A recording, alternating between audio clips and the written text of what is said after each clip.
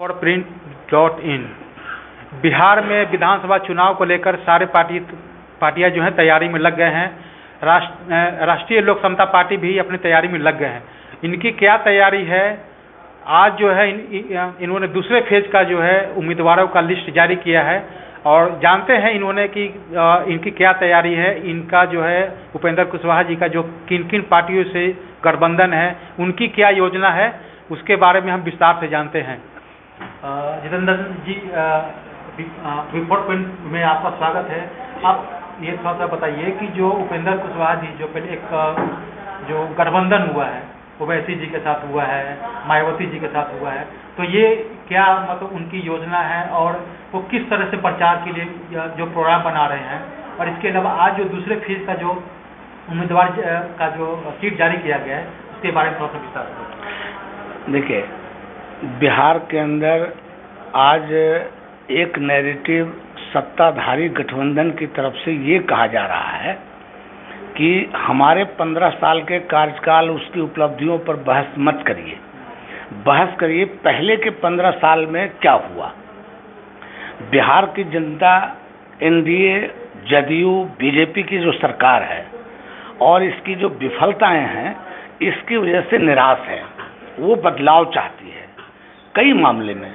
आप सुशासन की चर्चा बहुत बिहार में होती थी। सुशासन बाबू एक फ्रेज ही बन गया था, लेकिन आश्चर्य होता है, अफसोस होता है कि देश के अंदर जो रेटिंग एजेंसियां हैं, सरकारी या गैर सरकारी, उसने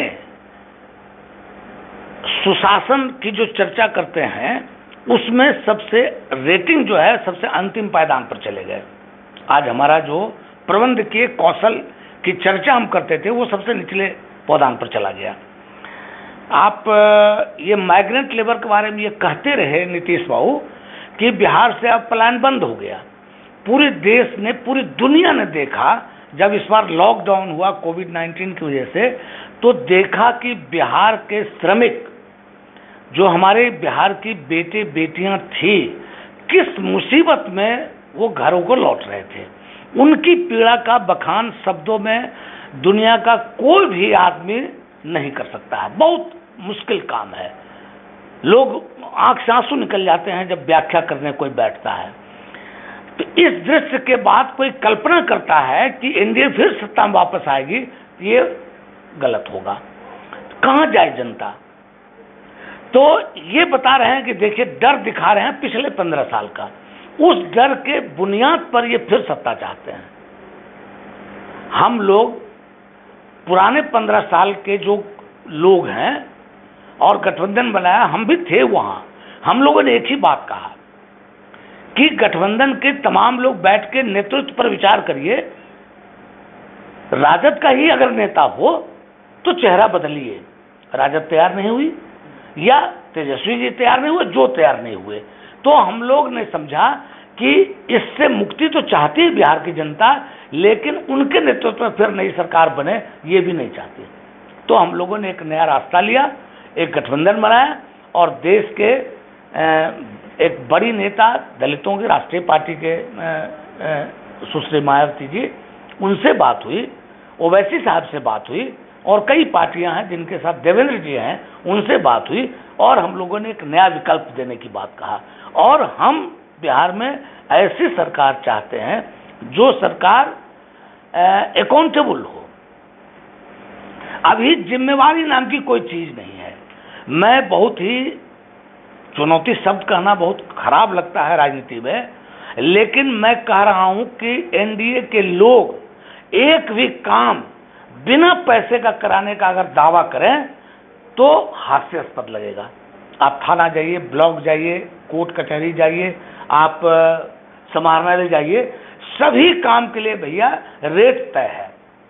वृद्धा पेंशन लेना है तो 2000, इंदिरा आवास लेना है तो 10,000, फलाना काम लेना है तो 5,000, डीएम साहब ये काम करेंगे तो इतना 1000, माने सब मुकर्रर है। पहले घूस था, नीतीश बाबू के राज में फीस बना दिया इन्होंने।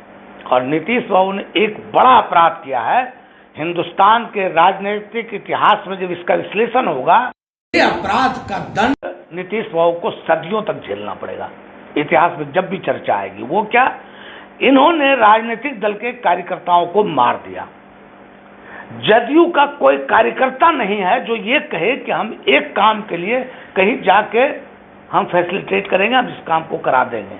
नहीं, कार्यकर्ता खत्म हो गया, सीधे सरकार और ब्यूरोक्रेसी का सिर्फ एकमात्र है सत्ता की मलाई खाना और राज चलाना और नीतीश बाबू के सामने प्रसन्नता पूर्वक रिपोर्ट करना।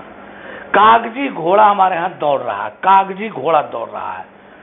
7 निश्चय की बात कर लें या किसी योजना की बात कर लें, जमीन पर जाइए तो आपको दिख जाएगा कि कथन अलग है, कर्म अलग है। इसलिए बिहार मुक्ति चाहती है और बिहार की जनता एक नई सरकार चाहती है। माननीय उपेंद्र कुशवाहा जी को बिहार में नई सरकार का नेतृत्व करने का एक लक्ष्य 6 पार्टियों के गठबंधन ने लिया है और इस गठबंधन से बाहर विशाल संख्या है लोगों की जो चाहता है कि ये सत्ता में आए। हम उसके लिए काम कर रहे हैं, दिन रात हमारे एक कार्यकर्ता लगे हुए हैं। तो जितेंद्र जी का कहना है कि बिहार का मूड जो बदल चुके हैं, अभी मतलब चाहते हैं कि सत्ता परिवर्तन हो, क्योंकि नीतीश बाबू का जो काम है वो केवल कागजी पर दिखता है, हकीकत में कुछ नहीं देखता है। तो हम देखेंगे कि इस बार क्या परिवर्तन होता है, क्या नीतीश बाबू हटते हैं या सत्ता परिवर्तन होता है। आइए मिलते हैं अगले शख्सियत के साथ, तब तक के लिए विदा दीजिए, धन्यवाद। अगर आपको हमारा वीडियो पसंद आया हो तो इसे लाइक करें, सब्सक्राइब करें और साथ ही बेल आइकन दबाना ना भूलें।